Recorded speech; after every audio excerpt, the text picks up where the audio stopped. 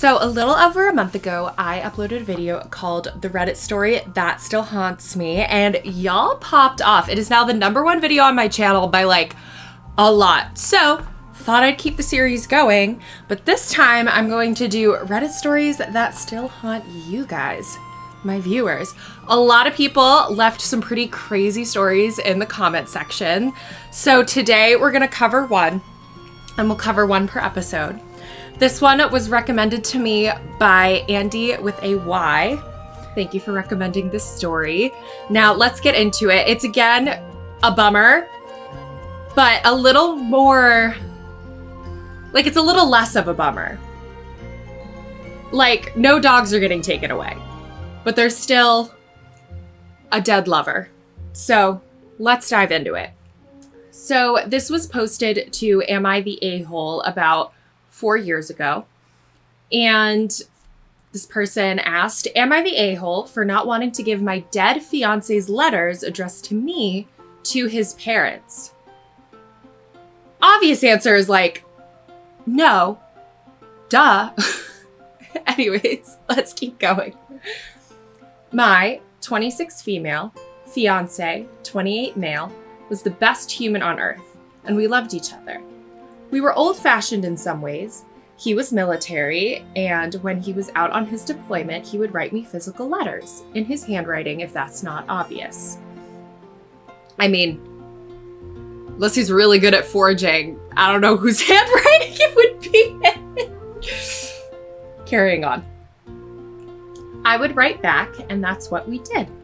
It's also the 21st century and we FaceTimed and stuff, but there was nothing more satisfying than getting a letter to him in the mail. This I totally get. You know what I mean? Because like, yeah, you're FaceTiming them, but you have something physical there that you can look back on when you're sad and missing them, and obviously they can't call you. So like, yeah, that's like really sweet. I don't know. It's like, yeah, I get it. That's special. And now that he's gone, spoiler for the mood, you have something tangible that you can look back on. Anyways, recently he died and I was crushed. I saved his letters and everything, and it felt like there was a piece of him alive with me. His parents contacted me wanting the letters.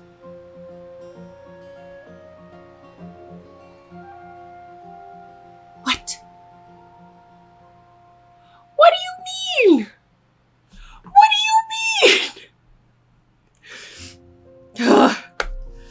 All of them.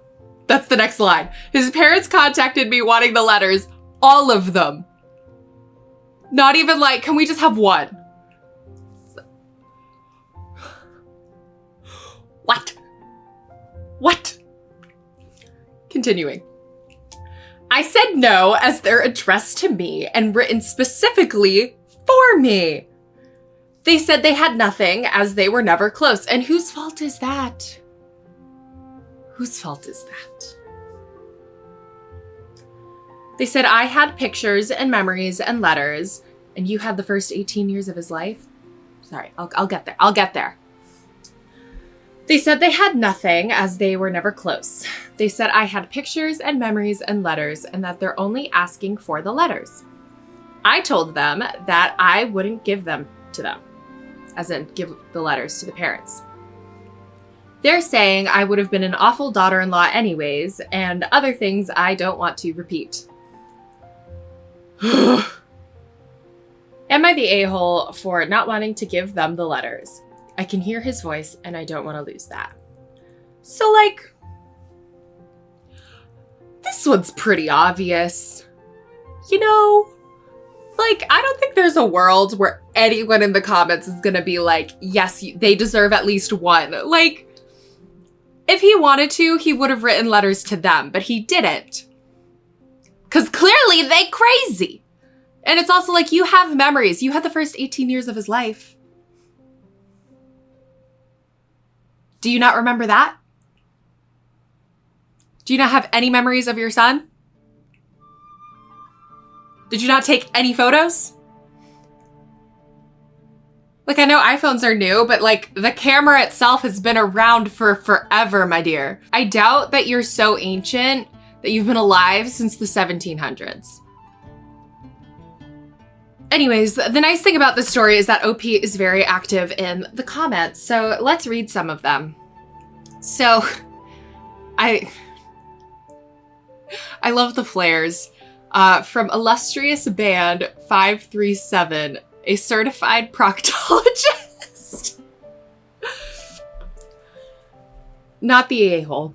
I am so sorry for your loss. I cannot fathom why they would want to read private correspondence and take those lovely letters from you. Sending lots of love, XXXXX.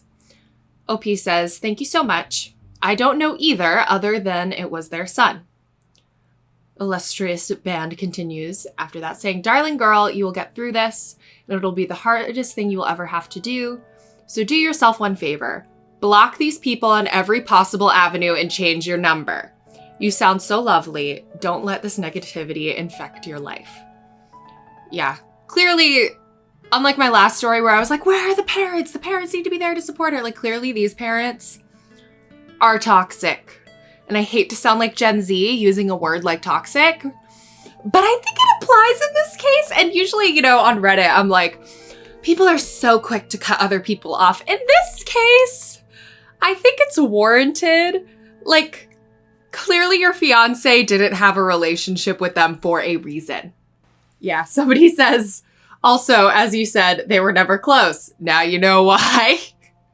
This is my favorite comment. The problem is that, like, I try to keep these long form videos pretty PG because I work with kids and want to keep my job. So I'm going to do my best. All right. Not the a-hole. This isn't even a question. He's probably writing stuff about clapping those cheeks once he gets back, and his parents want to read that. They're weird. So the commenter says they're weird. Ugh.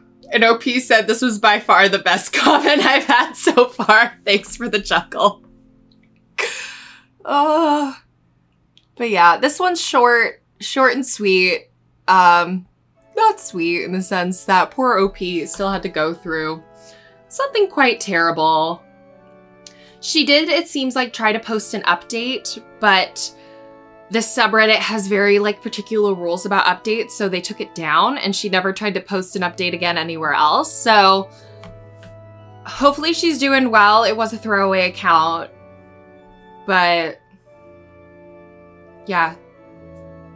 And again, the question of, is this real? I think for the sake of these videos, we're just gonna have to assume they're all real, because if you start assuming they're fake, then what's the fun? You know what I mean? Then it's like, none of this matters. But I think this one's real because, like, I feel like I believe people would do this. You know what I mean? Maybe my faith in humanity has been a little destroyed, but yeah.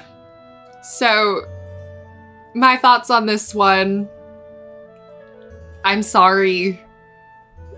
Glad you didn't give him the letters.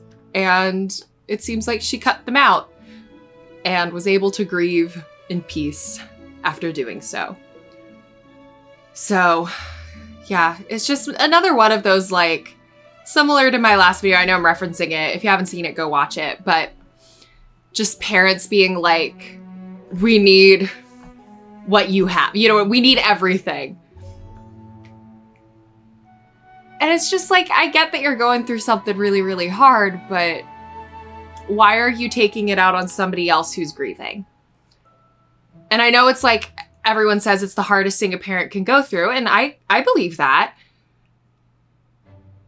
But that doesn't mean you can take it out on the other people that also loved your kid.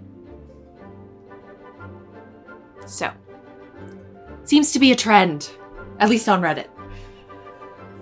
Anyways, hope you guys liked this video. Stay tuned for a lot more like it. I got a bunch of comments about Reddit stories, so they're just gonna get longer and crazier from here. Thought I'd start off with a short and sweet one though, because that's easier for me to edit. If you liked this video, please feel free to like, and if you want to see more like it, hit that subscribe button. And if you hated me, be sure to send this video to your enemies. As always, this has been Katie Wren, and I will see you guys very soon. Bye-bye.